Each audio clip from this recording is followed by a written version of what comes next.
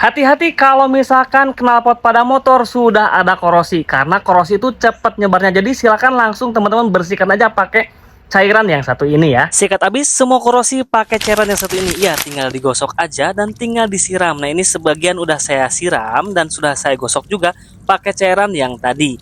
Dan tentunya hasilnya cukup memuaskan. Ini dikarenakan korosinya cukup agak bandel, harus diupayakan berkali-kali dalam penggosokan dan pemakaiannya cukup harus diratakan. Nah, ini saya coba aplikasikan untuk kedua kalinya supaya hasilnya merata dan korosinya hilang. Nah, ini hasilnya teman-teman lebih bagus dari sebelumnya. Nah, kalau misalnya video ini cukup bermanfaat, jangan lupa di-save dan di-share dulu ya.